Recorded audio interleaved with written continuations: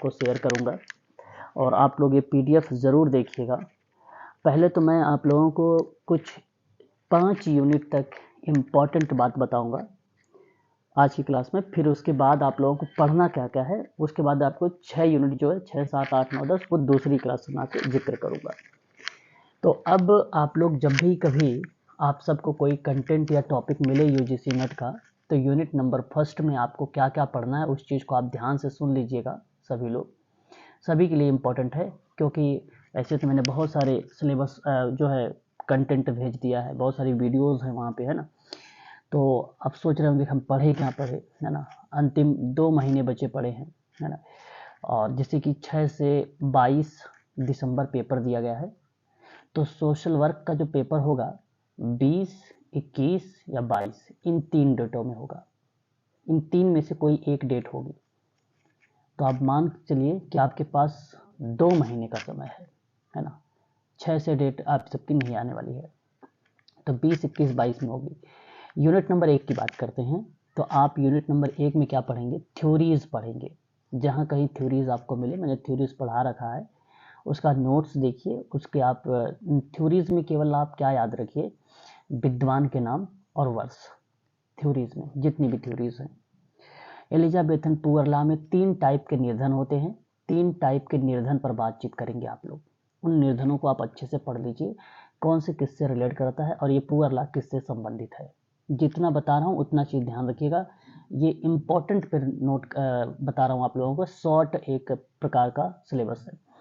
Charity organisation society, जिसको COS कहते हैं, UK और USA का आपको देखना है। Major social religions moment in India के बारे में देखेंगे कि सामाजिक धार्मिक आंदोलन कौन कौन से भारत में हुए हैं, उन विद्वान के नाम और उसका वर्ष याद रखेंगे आप सभी लोग। उसके बाद बात करेंगे major environmental moment in India. ये बेसिकली यूनिट नंबर 9 का मैंने उठा के यहाँ पे कर दिया है। तो इसमें आप लोग क्या देखेंगे, जैसे आपने एपिको आंदोलन पढ़ा है, चिपको आंदोलन पढ़ा है, इसी तरीके से और 2-4 आंदोलन है। एक नवदान्य आंदोलन पढ़ा है जो इन्वायरमेंट से रिलेटेड होगा, ठीक है। वो चीज़ें आप लोगों को पढ़ना होगा। उसके बाद इम्पोर्टेंट सोशल रिफॉर्म, मतलब सामाजिक सुधार आंदोलन और संगठनात्मक यानी organisation in India 19th century. 19वीं शताब्दी में आर्य समाज, ब्रह्म समाज, थियोसॉफिकल सोसाइटी, ठीक है, सत्यशोधक समाज एट्सेट्रा, जितने भी हैं उन सब को आप लोगों को पढ़ना है और उसके वर्ष याद रखने, उसके नाम याद रखने। एक लाइन में आपको याद रखना है कि ये किस जो संस्था है वो किस पर काम करती है, ये बात आपको ध्यान रखना है। उसके बाद बात करेंगे level of theories, social work practice, grand theory. मैंने ग्रांड थ्योरी के बारे में बात किया है, जीटी थ्योरी पर मैंने बात किया है, थ्योरीज ऊपर वाले में, जहाँ मैंने सबसे पहले पॉइंट नोट किया है, वहाँ पर आप देखेंगे तो सिलेबस में भी मिलेगा। और माइक्रो लेवल की थ्योरी एंड ग्लोबल लेवल की थ्योरी, मतलब जो छोटे स्तर पर काम करती हैं थ्योरीज, चिकित्साएं वगैरह, आप देखेंगे यूनिट नंबर 7 में देखेंगे, 7 में आपको मिलेगा। लेकिन यहाँ मेरा जो पॉइंट मेंशन करने का मतलब है, आपने पढ़ा होगा ब्रोफेन ब्रेनर का, वो जब पढ़ेंगे ना तो आपको थ्योरी सारे के सारे यहाँ पे कवर हो जाएंगे, जो माइक्रो और ग्लोबल लेवल की थ्योरीज है। परिवार पे कौन सा काम करता है, समूह पर कौन सा काम होता है, कम्युनिटी पर कौन काम करता है, ये चीज़ें आपको स्पष्ट हो जाएगी। उसके बाद 3 लेवल था, माइक्रो, मीजो और माइक्रो। मैक्रो है ये, और ये माइक्रो है, और ये मीजो है। 3 स्तर हैं, मैंने पहली क्लास में बताया था। पहली PDF आप देखेंगे समाज कार्य का, तो उसमें आपको मिल जाएगा। तो इतनी चीज़ें केवल आपको पढ़नी है इसमें, ठीक है, यूनिट नंबर 1 में। यूनिट नंबर 2, इसमें क्या कवर करेंगे आप, सोशल चेंज थ्योरीज पढ़ेंगे। सोशल चेंज की कौन कौन सी थ्योरीज दी गई हैं, उन थ्योरीज के बारे में आपको पढ़ना होगा। क्या क्या पढ़ेंगे, इस चीज़ को ध्यान रखेंगे सभी लोग, ठीक है। Theories of social change in society, कौन कौन सी थ्योरीज हैं जो सोसाइटी को लेकर बातचीत करती हैं, है ना। तो एक आपकी थ्योरीज आती है फंक्शनलिस्ट, और एक आपकी आती है संघर्ष, और एक आपकी आती है इवैल्यूएटरी। 3 थ्योरीज हैं, तीनों को याद रखना, बस 3 ही मेन है, ठीक है, स्पष्ट हो रहा है। इसमें एक सोशल एक्शन थ्योरी भी होती है और एक आपके मार्क्स जैसे बोलते हैं हम लोग, मार्क्सवादी, मार्क्सिज्म बोलते हैं, वो भी हमारे लिए इम्पोर्टेंट रहेगा। और आपने पढ़ा है उत्तर आधुनिकता भी। कितनी थ्योरीज होती हैं मैं बता देता हूँ यहाँ पे, ताकि आप जब कभी आपको मिले तो आप इजीली निकाल लीजिए। एक आपको याद रखना होगा प्रकारात्मक सिद्धांत, दूसरा आपको पढ़ना होगा सामाजिक क्रिया का सिद्धांत। ये देखिए, सामाजिक क्रिया का जो सिद्धांत है मैक्स वेबर का है, याद रखिएगा आप सभी लोग, यहाँ जो मैं बात कर रहा हूँ आप लोगों से दूसरे यूनिट में मैंने करा रखा है। तो तीसरा आपका आ जाएगा मार्क्सवादी कौन कौन से थे उसके बारे में आपको ध्यान रखना होगा, सिद्धांत। और उसके बाद आ जाएगा उत्तर, देखिए एक आधुनिकता भी है लेकिन आपको पढ़ना है उत्तर आधुनिकता, ठीक है, मैं आधुनिकता यहाँ पे एलिमेंट कर दिया हूँ, उत्तर आधुनिकता इंपॉर्टेंट है, ठीक है। और कौन सा था मैंने, और क्या बताया था, संघर्ष का सिद्धांत है। ये 5 आईएमपी हैं, इनको पढ़ के जाइएगा, जरूर देखना, आप लोग को परीक्षा में मिलेंगे, ठीक है। उसके बाद कॉन्सेप्ट ऑफ सोसाइटी का कॉन्सेप्ट पढ़ना है, फैक्ट नहीं आएगा यहाँ पे, ध्यान रखिएगा। Socialization of and theories of socialization, ठीक है, ये भी हमें ध्यान रखना है। थ्योरीज ऑफ सोशलाइजेशन, कौन कौन सी थ्योरीज होती हैं, ठीक है, याद रखेंगे आप सभी लोग, परीक्षा में पूछा जाता है ये भी सवाल हम लोगों से। थ्योरीज ऑफ सोशलाइजेशन, पता है आप लोगों को कौन कौन से थ्योरीज होती हैं? नहीं पता, चलो इसे भी आप चाहो तो यहाँ बगल में लिख सकते हो, इसे ये बताते चलो, ठीक है, बता दीजिए एक बार, वरना आप लोग पीडीएफ में देख सकते हैं इजीली। बोल दीजिए, फिर मैं आगे बढ़ूँ, फिर नेक्स्ट पर लेता हूँ। अगर आपको बता दीजिए एक बार। ओके, देखिए अगर मैं आपसे बात करूँ तो आएगा आपका थ्योरीज ऑफ सोशलाइजेशन। देखो मैंने सारा करवा रखा है, बस शर्त यहाँ पे शॉर्ट बना रखा हूँ, तो इसलिए आपको ये सारी चीज़ें ध्यान रखनी पड़ेगी, उन्हीं चीज़ों को। एक आपका आएगा साइको एनालिटिक, आप सबको पता है, ठीक है, साइको एनालिटिक मनोविश्लेषणात्मक सिद्धांत, ठीक है, ये सोशलाइजेशन का है। द कॉग्निटिव, है ना, द कॉग्निटिव डेवलपमेंटल थ्योरीज, ठीक है, मोरल डेवलपमेंट, ठीक है, और एक होता है सोशल सेल्फ थ्योरी,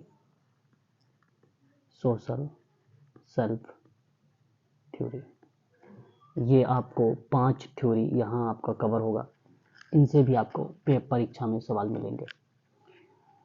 सामाजिक स्तरीकरण and approaches of social stratification, इसको बोलते हैं हम लोग, ठीक है, अप्रोचेस ऑफ सोशल स्ट्रेटिफिकेशन से परीक्षा में सवाल हमसे पूछे जाते हैं। खासकर अगर मैं बात करूं आप लोगों से, तो इनमें हम लोगों को ज़्यादातर जो देखने को मिला है, परिभाषा एक मिलता है और अप्रोचेस। क्लास में क्या लिखवाए थे सर सोशलाइजेशन थ्योरी में? सर एक क्लास में मोरल के बाद sir, okay, social self theory. अब ध्यान से सुनिए, मैं आपसे बात कर रहा हूँ, ध्यान से सुनिए।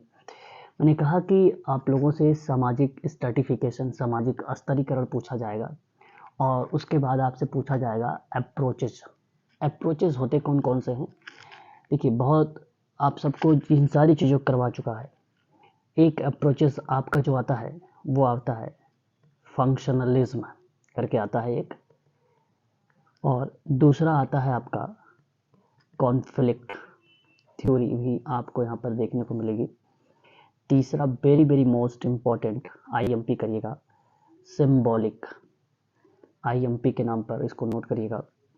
और एक इंट्रैक्शन, आप इसे कह सकते हो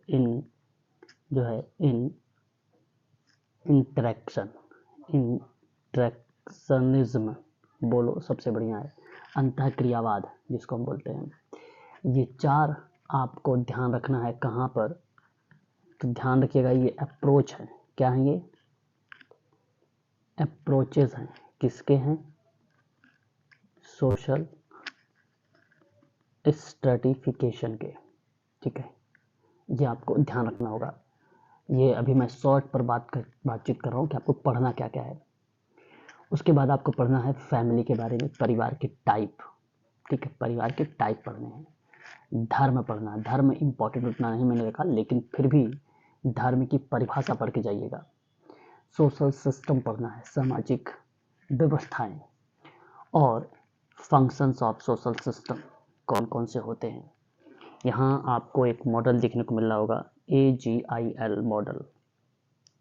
मुझे उम्मीद है कि आप शायद इसके बारे में सुना भी होगा। और ये जो मॉडल है बेसिकली पर्सन पर आधारित है।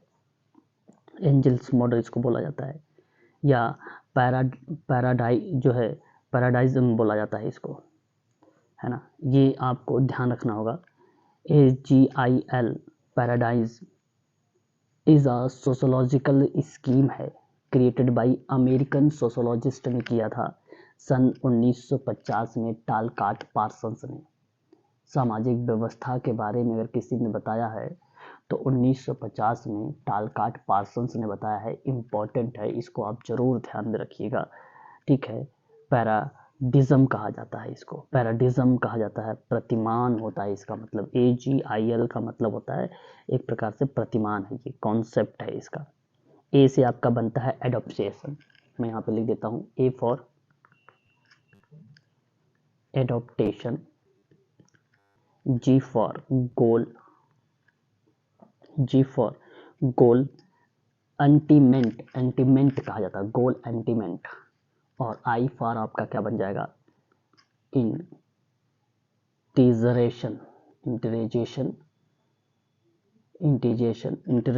और एक बन जाएगा आपका लेटेंसी, L से बन जाएगा आपका लेटेंसी। ठीक है, याद रखेंगे ये AGIL का फुल फॉर्म नाम भी। और ये कॉन्सेप्ट किसका है? टालकाट पार्सन्स का है, याद रखेंगे। ये फंक्शंस हैं, AGIL फंक्शंस हैं। मैं चाहूँगा कि इसे प्लीज़ आप लोग IMP के रूप में ज़रूर नोट करें। परीक्षा के दृष्टिकोण से हम सब के लिए ये इम्पोर्टेंट रहेगा। ठीक है, टालकाट पार्सन्स। और ये जो AGIL का नाम दिया है सन 1973 में दिया था, 1973 में। इसको हिंदी में क्या कहते हैं? हिंदी में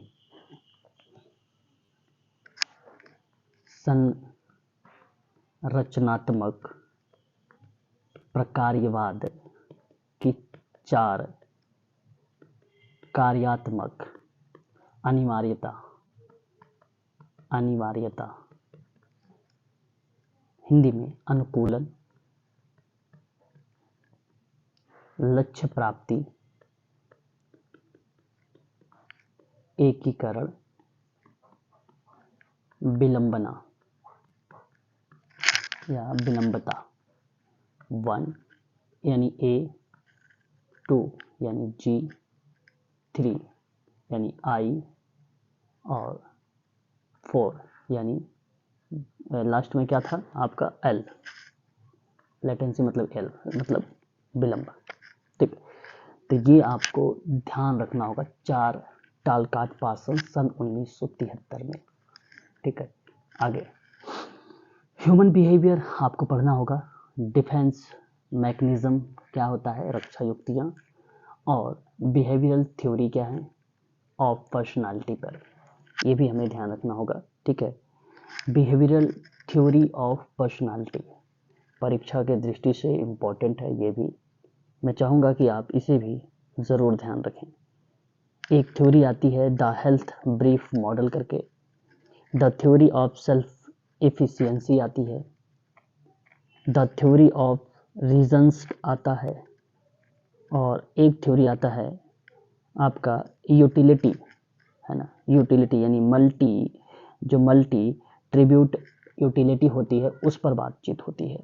तो 4 टाइप की थ्योरी है व्यक्तित्व के व्यवहार के सिद्धांत में, और मानव व्यवहार का अध्ययन है जो व्यक्तित्व को किसी के पर्यावरण से जोड़ता है।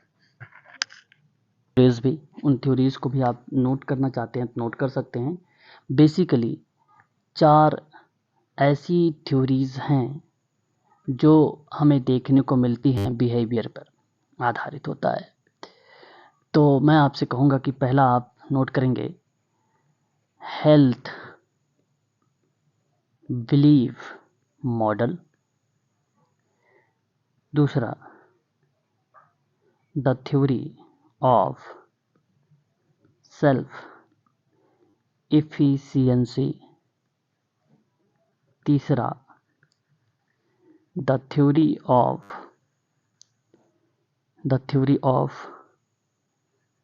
रीजन्ड एक्शन, और एटलीस्ट लास्ट एक आपका होता है यूटिलिटी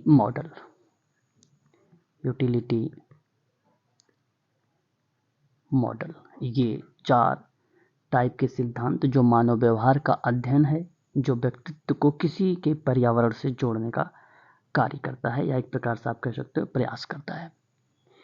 बट एक बात याद और रखिएगा यहाँ पर, जब थर्ड वाला क्या है? थ्योरी ऑफ रीजन्ड एक्शन, यानी एक प्रकार से कार्यात्मक क्रिया का सिद्धांत। एक चीज़ और आप लोग ध्यान रखिएगा, इन्हीं थ्योरीज में कभी कभी आपने एक नाम सुना होगा सोशल लर्निंग और सोशल कॉग्निटिव थ्योरी भी, social learning and cognitive theory भी इसी का पार्ट के अंतर्गत आता है। थ्योरीज ऑफ प्लान्ड एक बिहेवियर होता है।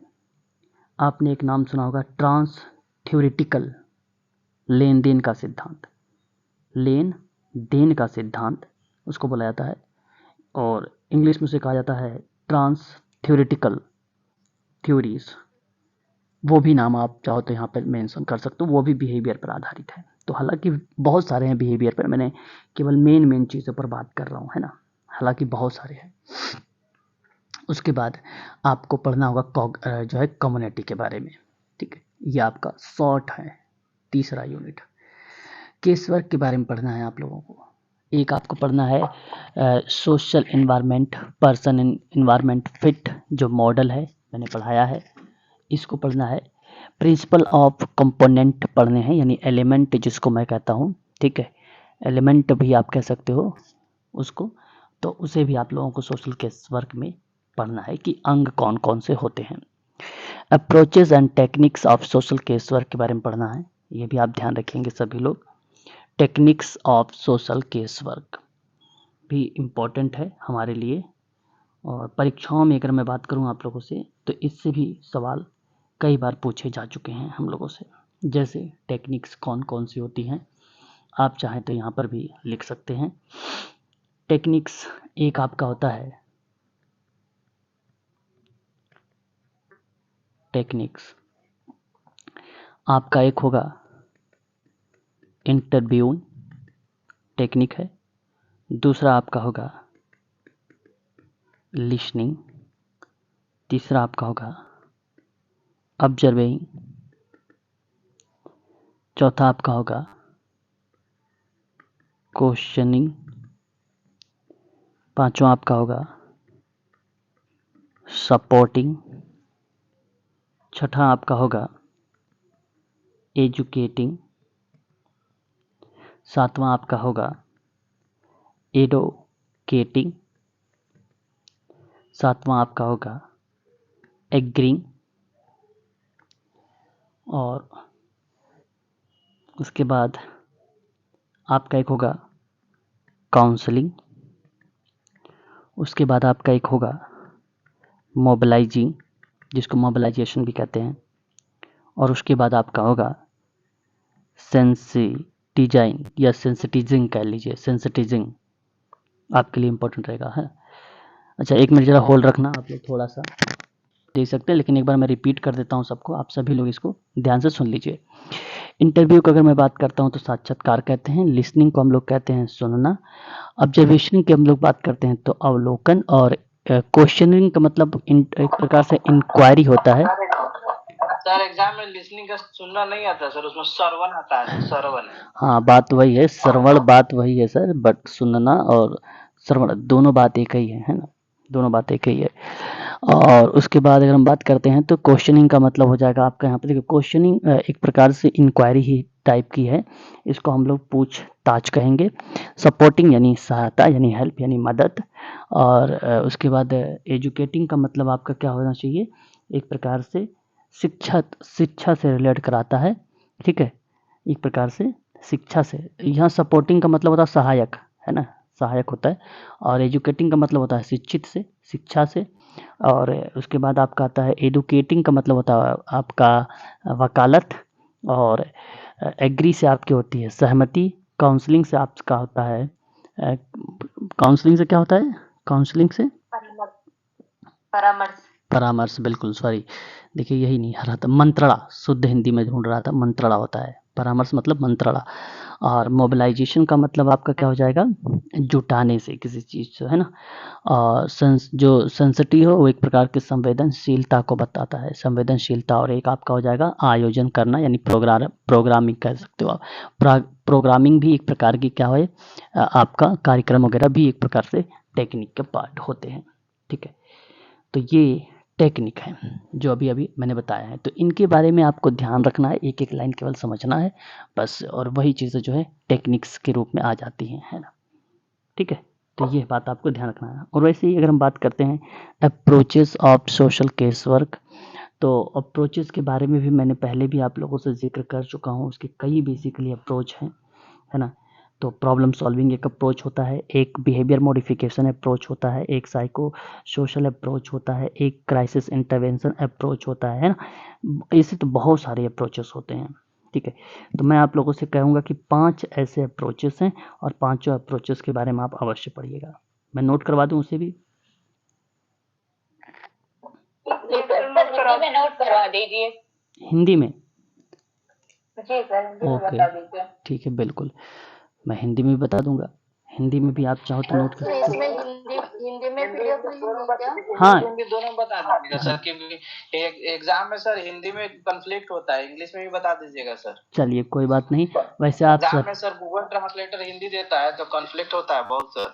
ओके, कोई बात नहीं, दोनों, और से पीडीएफ आपको जो मिलेगी वो हिंदी में मिलेगी, है ना। चलिए कोई बात नहीं, एक बार आप सभी लोग म्यूट हो जाइए, प्लीज़ म्यूट हो जाइए। व्यवहार संशोधन दृष्टिकोण, दृष्टिकोण का मतलब होता है अप्रोच। और एक आपका होता है मनोसामाजिक दृष्टिकोण।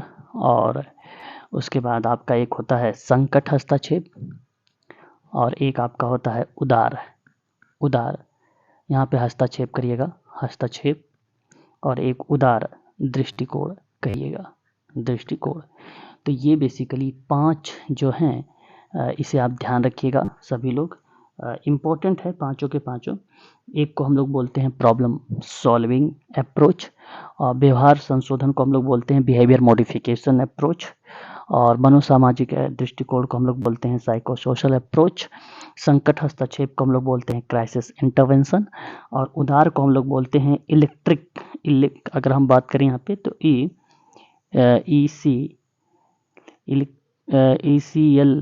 ECLECTIC इसको हम लोग बोलते हैं। तो इसे भी आप लोग ज़रूर ध्यान में रखेंगे। एक प्रकार से अगर मैं बात करूँ तो एक ऐसा ये अप्रोच है, यह एक ऐसा सोशल केस वर्क का अप्रोच है जो काफ़ी ज़्यादा सक्सेस भी है, और ये काफ़ी काम भी किया है सोशल केस वर्क में, क्योंकि ये सीधा सीधा केस सेवार्थी से रिलेट कराता है, अदरवाइज किसी से नहीं, ग्रुप वगैरह फैमिली वगैरह से नहीं। फैमिली में केवल एक व्यक्ति पर ही ये लागू होता है। एक मिनट जरा होल्ड रखिएगा। इनका हिस्सा अलग अलग उपचार प्राप्त करने में बिताते हैं, ठीक है। तो ऐसी कंडीशन पे हम इसे क्या बोलते हैं, उदार दृष्टिकोण कहते हैं, उदार दृष्टिकोण कहते हैं। ये बात ध्यान रखिएगा आप सभी लोग। कोई भी टास्क जो भी होगा वो इलेक्ट्रिक, ठीक है, इलेक्ट्रिक पर अप्रोच पर आधारित होगा, ठीक है। जो है एक्लेक्टिव इसको बोलेंगे, एक्लेक्टिव इसको कहेंगे, ठीक है। अप्रोच कहेंगे, इसे आप अवश्य नोट करेंगे। यह अप्रोच हमारे लिए बहुत महत्वपूर्ण है, ठीक है। इस चीज़ को आप जरूर ध्यान में रखेंगे सभी लोग, ठीक है। क्लियर हो गया है इतनी बातें, तो मैं आगे बढ़ूं और भी चीज़ों पर मैं जिक्र करना चाहूँगा। अच्छा, अगर पूछा जाए आपसे कि ये दिया किसने था, तो ये हेनरी, एक नाम विद्वान का आता है, हेनरी जो है स्वीट, हेनरी स्वीट नाम आता है, और एक हैरोल्ड पामर का नाम आता है, हैरोल्ड पामर का नाम आता है। इन दोनों ने मिलके सन 1920 और 30 के दशक में इसको दिया था। 1920 और 30 के दशक में दिया था। इस दोनों वर्ष में अगर हम बात करें एक दशक में, तो इसका जो है डेवलप हुआ था, ठीक है। ये बात ध्यान रखिएगा। बेसिकली अगर हम बात करें इलेक्ट्रिक के जनक के रूप में, उदारवादता के जनक के रूप में, संस्थापक के रूप में, तो विक्टर कजिन का नाम आता है। जनक कौन है, जनक कौन है, तो मैं आपसे यहाँ पे नोट कर देता हूँ, उसे आप नोट कर लीजिए। विक्टर कजिन जो हैं इसके जनक हैं, ठीक है, इसके जनक हैं, ठीक है। चलिए, तो ये बात जरूर ध्यान में रखिएगा। काउंसलिंग में अगर हम बात करते हैं, तो काउंसलिंग की प्रक्रिया में बर्था रेनॉल्ड, यहाँ देख सकते हैं सर, मैंने लिखा है 1920 1930 प्लीज, ठीक है, देख सकते हैं आप। चलिए आगे बढ़ते हैं और भी चीज़ों पर बात करेंगे। Social group work and group dynamic एक होता है, मैंने पढ़ाया है अभी हाल ही में। Principal approaches of social group work, classification of social group work, group dynamic and leadership, stages of group development, जो अवस्थाएं हैं वो जरूर देखिएगा आप सभी लोग, काफ़ी इम्पोर्टेंट रहेगा हम सब के लिए, परीक्षा की दृष्टि से वो भी हमारे लिए इम्पोर्टेंट रहेगा।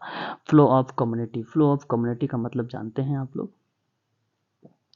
फ्लो ऑफ कम्युनिटी, यहाँ आप जो देख रहे हैं फ्लो ऑफ कम्युनिटी, एक पॉइंट और है मेंशन किया गया है। प्रभाव का समुदाय, मतलब प्रभाव का समुदाय, फ्लो फ्रेमवर्क एक समुदाय होता है, उसे हम लोग फ्लो फ्रेमवर्क कहते हैं, ठीक है।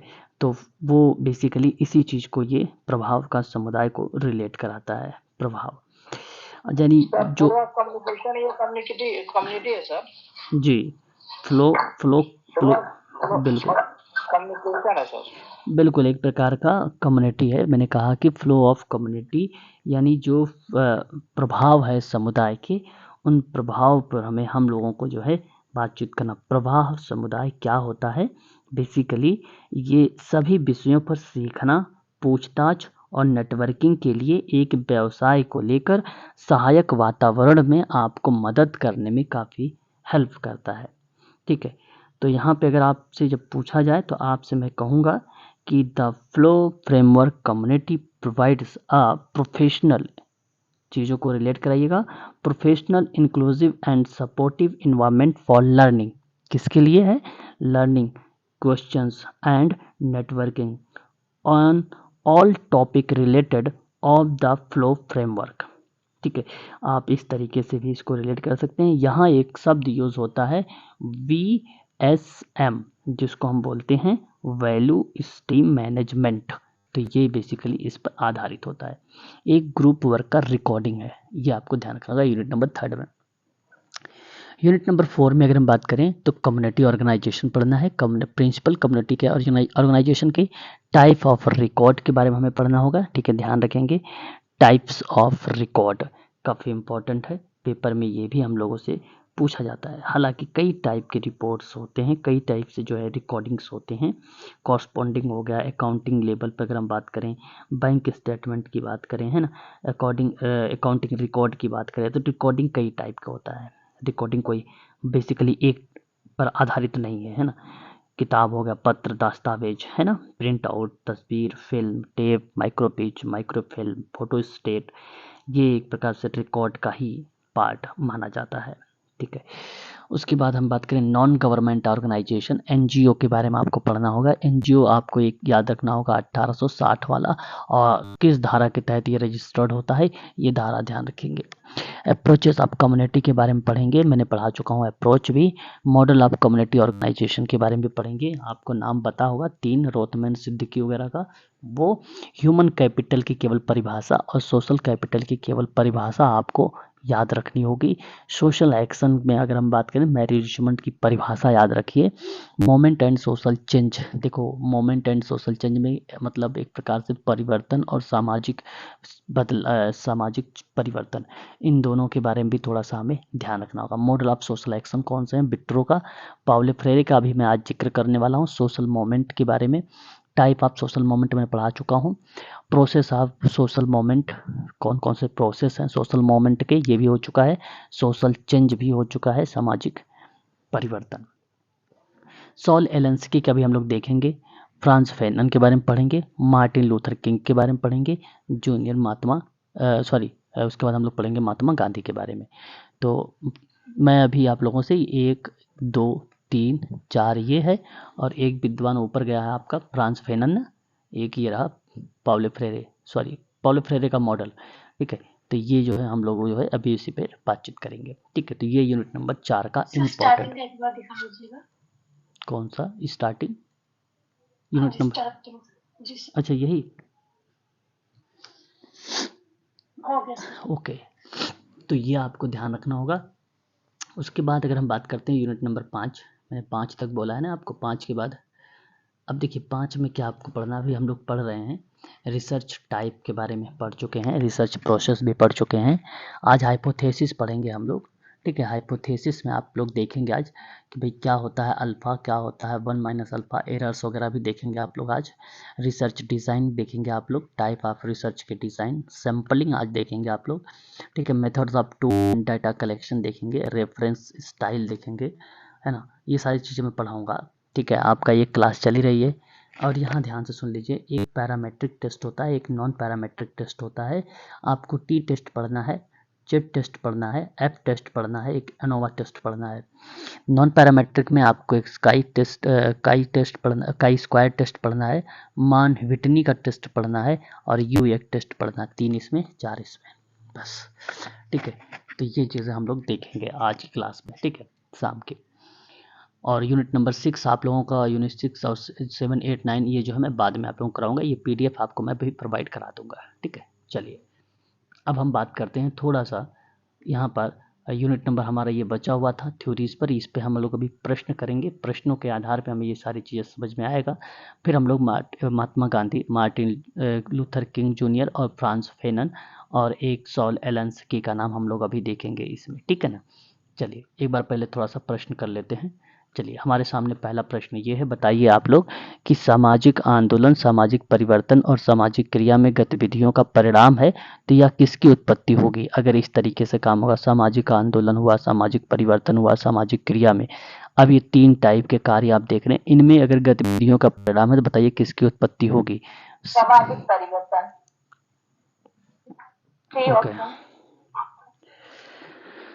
ऑप्शन सी आप कह रहे हैं, आंदोलन की होगा, सामाजिक परिवर्तन नहीं होगा। सामाजिक आंदोलन, सामाजिक परिवर्तन और सामाजिक क्रिया में गतिविधियों का जो परिणाम होता है, जो एक्टिविटी का परिणाम होता है, रिजल्ट होता है, वह किसकी उत्पत्ति होती है? तो वहाँ पर बेसिकली आंदोलन की उत्पत्ति होती है, और आंदोलन से ही ये सामाजिक परिवर्तन होता है ना। तो ऑप्शन आपका बी करेक्ट होगा, ना कि सी जाएगा। ठीक है, समझ में आया? आसान सा सवाल था, किसी भी बच्चे को कोई डाउट है पूछ सकता है इसमें, बता दीजिए भाई। हाँ, आसान सा सवाल है ना। क्वेश्चन नंबर 2 देख लीजिए। सामूहिक आंदोलन व्यक्तियों का एक ऐसा प्रयास है जिसका एक सामान्य उद्देश्य होता है, और उद्देश्य की पूर्ति के लिए संस्थागत सामाजिक नियमों का सहारा न लेकर लोग अपने ढंग से व्यवस्थित होकर किसे बदलने का प्रयास करते हैं। क्वेश्चन नंबर 2 का सही जवाब क्या होना चाहिए? ऑप्शन नंबर बी सर, परंपरागत व्यवस्था। B sir.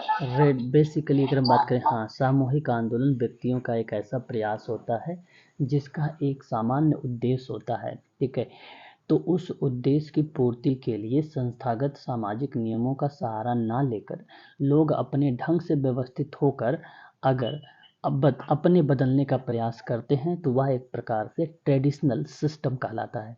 ट्रेडिशनल सिस्टम थोड़ा सा लंबा टर्म चलता है और ट्रेडिशनल का मतलब होता है परंपरागत व्यवस्था, और परंपरागत व्यवस्था ही आपका ऑप्शन करेक्ट जाएगा। बिल्कुल सही जवाब आ रहा है और ऑप्शन नंबर बी आपका अगेन यहाँ पे सही हो जाएगा। बात करेंगे कि किसी समाज में जुड़े आंदोलन का सूत्रपात सामान्यतः तब होता है जब समाज में जागरूक, उत्कृष्ट एवं विवेकशील पुरुष इसे डैश देते हैं। गति देते हैं। अच्छा, ये सर गति। किसी समाज में जुड़े आंदोलन का सूत्रपात सामान्यतः तब होता है जब समाज में जागरूक, उत्कृष्ट, विवेकशील पुरुष इसे गति देता है, तब होता है। ठीक है, यहाँ पर आप समावेशन से ऐसा नहीं कह सकते हैं कि भाई समाज से जुड़ी आंदोलन का सूत्रपात हुआ समावेश से, कार्यशाला से भी नहीं, प्रारूप तैयार से भी नहीं। ऑप्शन ए आपका सही चला जाएगा। सामूहिक क्रिया का अर्थ व्यक्तियों के समूह की लामबंदी से होता है जो अपने प्रयासों से, जिनमें अगर हम बात करें कुछ सामूहिक साझेदारी, सभी सामूहिक साझेदारी वाले लक्ष्य को प्राप्त करने के लिए क्या सम्मिलित किया जाता है। सामूहिक क्रिया का अर्थ है कि व्यक्तियों के समूह की लामबंदी से, और कह रहा है कि अपने प्रयास से जिसमें कुछ सामूहिक साझेदारी वाले लक्ष्य को प्राप्त करने के लिए हम उनमें से किसको शामिल कर सकते हैं। संघर्ष एवं प्रयास से। बिल्कुल संघर्ष एवं प्रयास से ही। ठीक है, क्वेश्चन नंबर 5 है, सामाजिक विज्ञान में किसके संघर्षात्मक के विभिन्न प्रकारों के कुछ विशिष्ट संकल्पनाओं का अर्थ है। बताइए जी।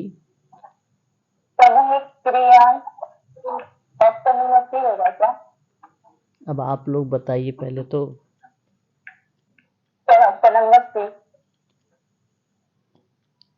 ओके, यहाँ ऑप्शन आपने पांचवें का जो जवाब दिया है ऑप्शन नंबर सी दिया है कि सामाजिक विज्ञान में किसके संघर्षात्मक विभिन्न प्रकार के कुछ विशिष्ट संकल्पनात्मक अर्थ होते हैं, तो वो सामूहिक क्रियाओं का ही होता है। सही जवाब ऑप्शन नंबर आपका जो जा रहा है यहाँ पर सी ऑप्शन ही करेक्ट रहेगा। क्वेश्चन नंबर 6, सामाजिक आंदोलन प्रायः किसकी जनहित में या किसके जनहित के मामले में परिवर्तन लाने के उद्देश्य से उत्पन्न होते हैं, और यह स्थिति समाज में हो रही किन क्रियाओं का परिणाम होती है।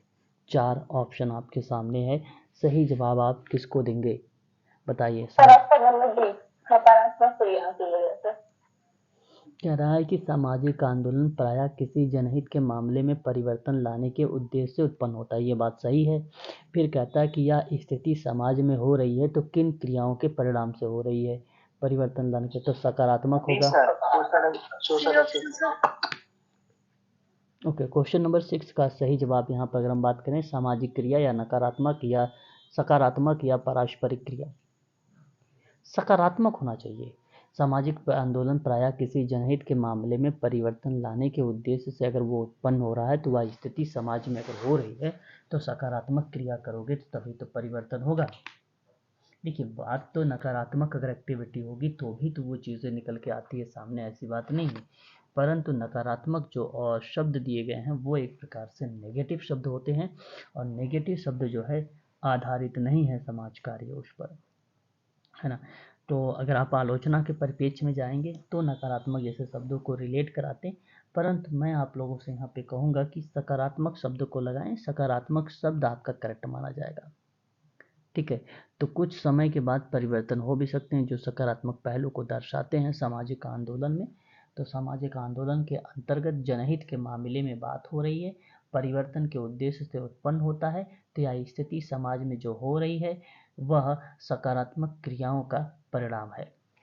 सकारात्मक क्रियाओं का ही तो परिणाम है, इसकी वजह से तो परिवर्तन है। ऑप्शन आपका सही जाना चाहिए यहाँ पर, बोलिए सी। सामाजिक आंदोलन में लंबे समय तक के निरंतर सामूहिक गतिविधियों की आवश्यकता होती है। राष्ट्रीय गतिविधियां प्रायः राज्य या संस्था के विरुद्ध होती हैं तथा राज्य संस्था में किसके परिवर्तन की मांग करती है?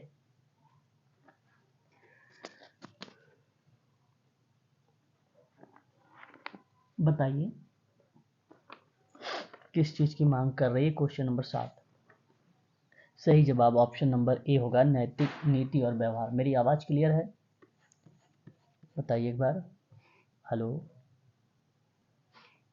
अब देखिए क्वेश्चन नंबर, आप देखिए यहाँ पर 8। सामाजिक आंदोलन में एक समान अभिमुखता अथवा किसी परिवर्तन को लाने का तरीका होता है जो सामाजिक आंदोलन को किस में बदल सकता है? बताइए जरा। क्वेश्चन नंबर 8 का सही जवाब आप क्या देना उचित समझेंगे? सामाजिक परिवर्तन। जीवन अवधि होगी, जीवन अवधि होगी। सामाजिक आंदोलन में एक समान ओरिएंटेशन अथवा किसी परिवर्तन को लाने का तरीका होता है जो सामाजिक आंदोलन को जीवन अवधि में बदल सकता है या जीवन अवधि के आधार पे बदला जाता है। तो मैं आपसे कहूँगा क्वेश्चन नंबर 8 का सही जवाब आपका बी होगा। Question number 9। सामाजिक आंदोलन में नेतृत्व बहुत जरूरी होता है और अनुभवजन्य तथा सैद्धांतिक जुड़ाव को भी दर्शाता है। तो नेतृत्व का प्रमुख तंत्र है जिसके द्वारा लोग क्या अपने पास एकत्रित होते हैं। तो 4 ऑप्शन, कौन सा साधन होगा यहाँ पर एकत्रित होने के लिए? व्यक्तिगत संसाधन।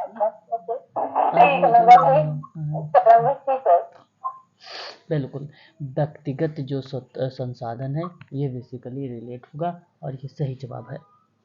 क्वेश्चन नंबर 10 देख लीजिए। जो संबंध क्षैतिज संबंधों के निर्माण से बढ़ता है, जो साझा हितों के विकास और साझा संसाधनों के निर्माण और उन्हें उपयोग करने की प्रतिबद्धता को क्या बनाता है या करता है? बताइए। विकसित, सक्षम, संगठित या सभी?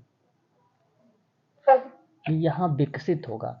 विकसित होगा कि जो संबंध क्षैतिज संबंधों के निर्माण से बढ़ता है, जो साझा हितों के विकास की बात करता है, साझा संसाधन के निर्माण और उन्हें उपयोग करने की प्रतिबद्धता को विकसित करता है, उसी का हम लोग क्या बोलते हैं? एक संबंध में क्षैतिज संबंधों का निर्माण बढ़ रहा है। सही जवाब ऑप्शन ए होगा।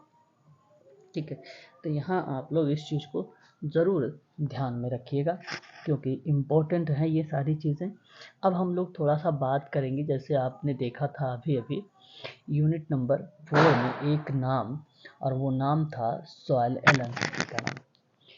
मैं आप लोगों से कहूँगा कि आप लोगों ने कुछ इसके बारे में मेन चीज़ें तो लिखा ही होगा, ऐसी बात नहीं एक नहीं लिखा होगा, लेकिन फिर भी मैं इनके बारे में कुछ 2-4 बातें बताना चाहूँगा और उसे आप ज़रूर नोट करें। ठीक है, सॉल एलेंस्की का नाम देखिए, चलिए नोट करिएगा सॉल एलेंस्की का।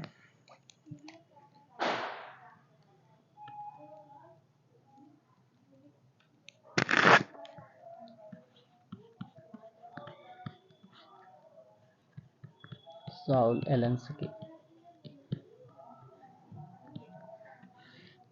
देखिए मैं आप सबसे कहूँगा कि इनकी एक कॉन्सेप्ट था, वो था रूल ऑफ रेडिकल।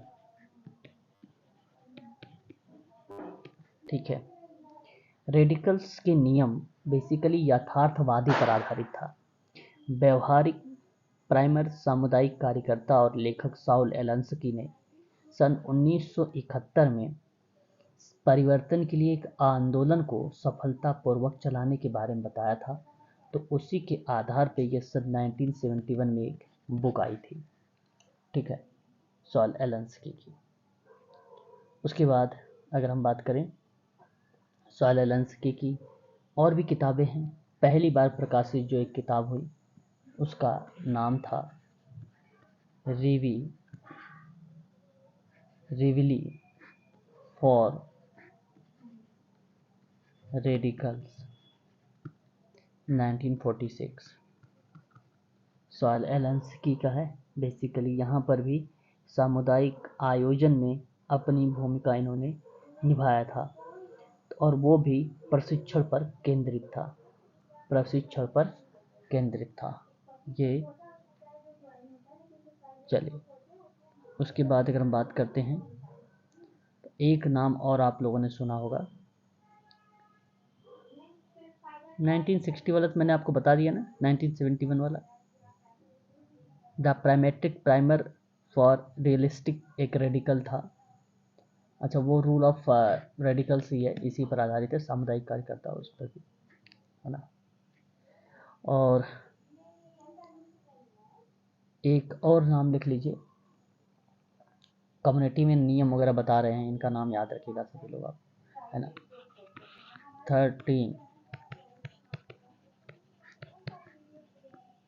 13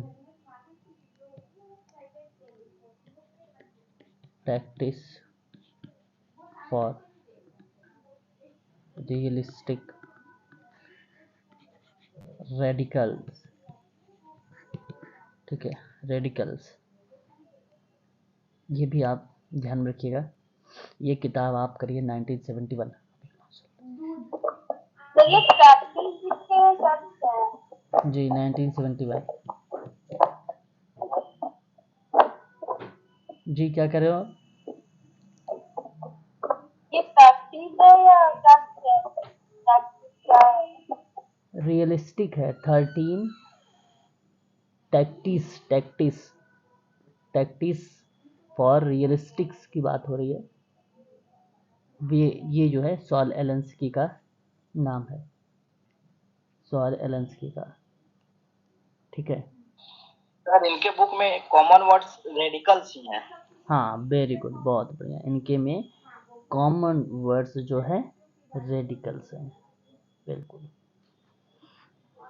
ठीक है।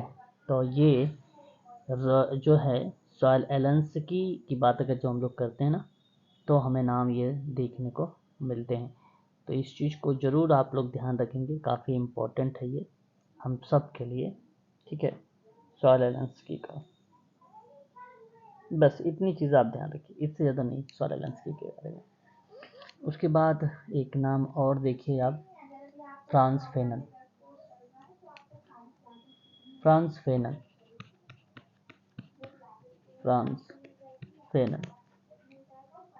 फ्रांस फेनन भी एक प्रकार के विद्वान है सोशल वर्क में। इनसे भी सवाल एग्ज़ाम में पूछे जाते हैं। एक प्रकार से ये चिकित्सक और मनोचिकित्सक के रूप में इन्होंने कार्य किया है। और फ्रांस फेनन बेसिकली अगर हम जिक्र करें तो कामुकता, लिंग, जाति, नस्लवादी, धर्म, सामाजिक गठन इत्यादि मुद्दों को ये जो है अपने टास्क में शामिल किया है। तो इनकी किताब थी द वर्चड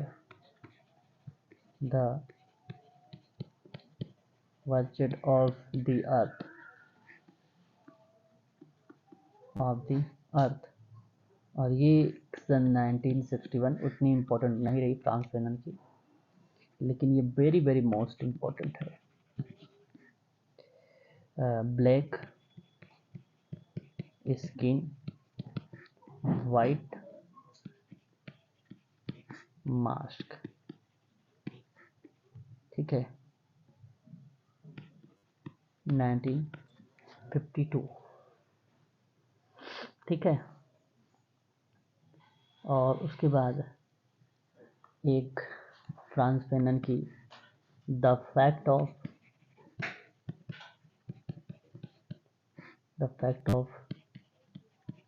ब्लैकनेस, ठीक है। फ्रांस फेनन का नाम ज़रूर याद रखिएगा, ठीक है, परीक्षा के दृष्टिकोण से ये भी इम्पोर्टेंट है। फ्रांस फेनन एक प्रकार से अगर हम बात करें तो सर इसका क्या डेट है? बता रहे हैं, ये बेसिकली जब फ्रांस फेनन की बात हम लोग करते हैं तो राष्ट्रीय मुक्त आंदोलन और स्वतंत्रता और राजनीतिक दलों को प्रेरित करने में आते हैं। अपने समय का सबसे प्रभावशाली उपनिवेशवाद विरोधी विचारक हैं, ठीक है, विरोधी विचारक हैं। तो ये ज़रूर आप लोग ध्यान रखिएगा इनके बारे में, फ्रांस फेनन के बारे में। बहुत ही फेमस पर्सन ठीक है, इसके बारे में ज़रूर ध्यान रखेंगे आप सभी लोग। 1962 यहाँ पर आप लोग इनकी करिएगा इस किताब का नाम में, ठीक है। 1962 फ्रांस फैनन। ये ब्लैकनेस है ना? हाँ, द फैक्ट ऑफ ब्लैकनेस, है ना। बस इतनी चीज़ जी आप, सर। हाँ इतनी चीज़ जो है आप लोग ध्यान रखिएगा। बाकी तो और फ्रांस फैनन का नाम और कहीं खास कोई इम्पोर्टेंट नहीं है, जो था यही इम्पोर्टेंट है, जो है इसमें वही इम्पोर्टेंट है, और इसमें कोई खास इम्पोर्टेंट नहीं है, ठीक है। चलिए, और क्या बचा है इसमें। मार्टिन लूथर का नाम आपने सुना ही होगा, मार्टिन लूथर किंग जूनियर। जी सर। सोशल वर्क में एक ऐसा पर्सन है, ये अमेरिकी विद्वान है, एक प्रकार से बहुत ही फेमस पर्सन, जो सोशल वर्क में एक आध बार आ जाता है। जो भी आएगा, मैं जो लिखवा रहा हूँ इन्हीं में से आएगा, ठीक, इन्हीं में से आएगा जो भी आएगा। एक इनकी बहुत ज़्यादा फेमस किताब मार्टिन लूथर किंग जूनियर, एक नाम आता है आई हैव अ ड्रीम, सन 1963। बहुत इम्पोर्टेंट किताब थी ये मार्टिन लूथर की, और ये प्रश्न में कई बार आ चुका है सवाल में, है ना। दूसरा, या एम पी करिएगा। दूसरा, अगर हम बात करें स्ट्रेंथ टू लव,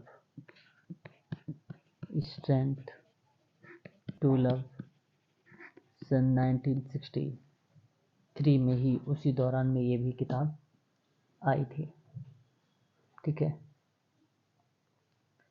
और हालांकि मार्टिन लूथर किंग, तो सर उसके बाद लॉ लिखे या लव लिखे हैं सर? लव, LOVE, लव, ठीक है, ठीक है। उसके बाद the papers of Martin Luther, एक किताब आई, the papers of Martin Luther, एक किताब आई 1992,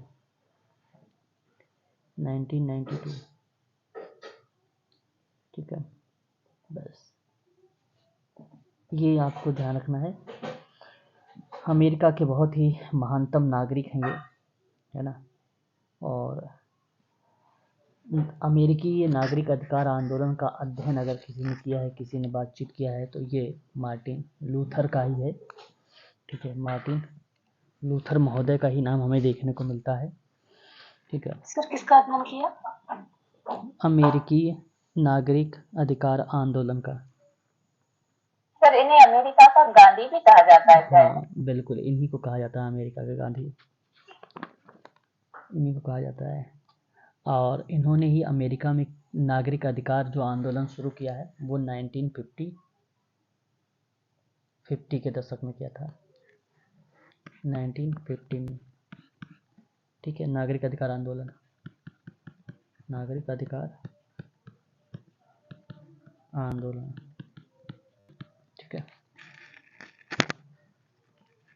सर इनको मार्टिन लूथर किंग वाला जो बुक है वो भी इम्पोर्टेंट है? यही तो लिखवाया है 3 जो IMP है, जो इम्पोर्टेंट है वही आपके सामने यहाँ पर नोट करवा दिया है, ठीक है। जी सर। हाँ, इस चीज़ को ज़रूर आप लोग ध्यान रखेंगे।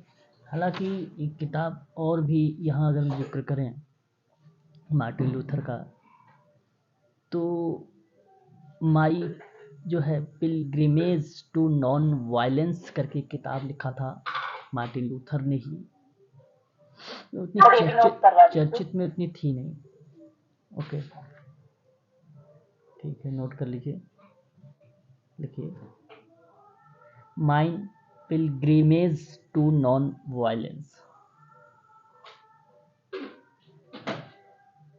लिख दूं मैं? जी sir. Okay, my pilgrimage to non violence. किसकी किताब है ये, बताइए? Martin Luther. बिल्कुल सही जवाब, मार्टिन लूथर की ये किताब है। और ये बहुत, वैसे तो मुझे नहीं लगता, लेकिन फिर भी अगर अगर पेपर में आ जाता है तो मैं आप सबसे कहूँगा कि इसे ज़रूर आप लोग याद रखिएगा और इसी को लगा कर आइएगा। ठीक है, अब ये बेसिकली स्टार्ट या एक प्रकार से पब्लिश कब हुई, तो अप्रैल 1960 में, 1960 में। ठीक है,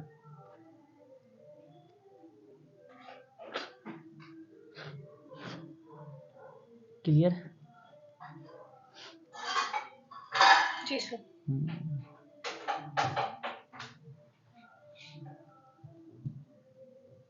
गांधी जी की सोशलिस्ट फिलॉसफी थी, इसमें गांगुली ने लिखा था, गांगुली करके नाम था, प्रोफेसर वी.एन. गांगुली, लेकिन उतना कोई फेमस नहीं रही, छोड़ दीजिए उसको।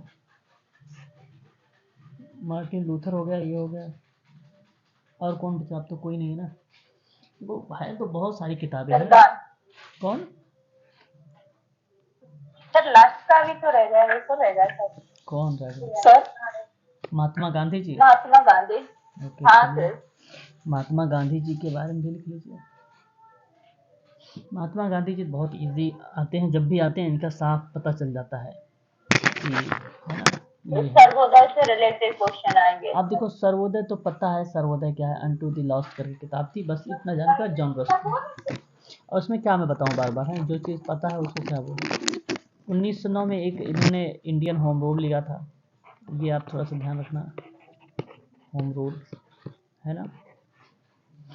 सत्य का प्रयोग 1929 में किया था, सत्य का प्रयोग, बहुत इजी चीज़ है, इनके बारे में तो आप सभी लोग पढ़ते ही रहते हैं हमेशा, है ना।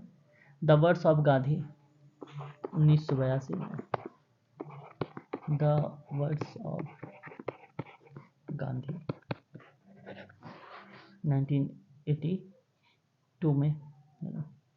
दक्षिण अफ्रीका में सत्याग्रह चलाया था, कब? 1928 में, दक्षिण अफ्रीका में सत्याग्रह चलाया गया था। ठीक है, बस इतनी चीज़ें आप ध्यान रखिए सभी लोग। सोशल वर्क सोशल एक्शन करके किताब है, बट इसका वर्ष नहीं मिलता है, social work and social action. ठीक है,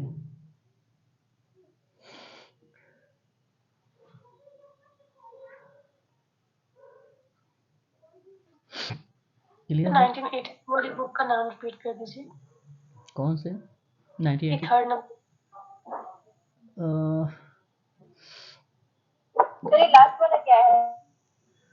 social work and social action, social work and social action. 1982 में इनकी किताब और आई थी, ये मैंने क्या लिखा था, द वर्ड्स ऑफ गांधी। ना, the words of Gandhi, words आया।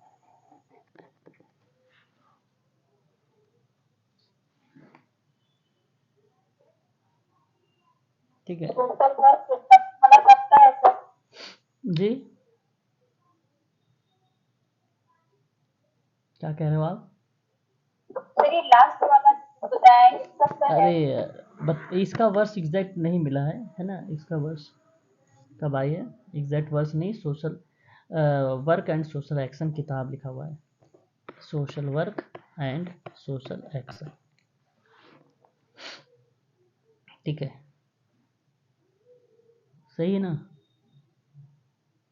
बस इतनी चीज़ आप ध्यान रखिए आप सभी लोग, ये महात्मा गांधी जी से संबंधित है। पिछले साल पूछा था सर इस सवाल सर। अच्छा,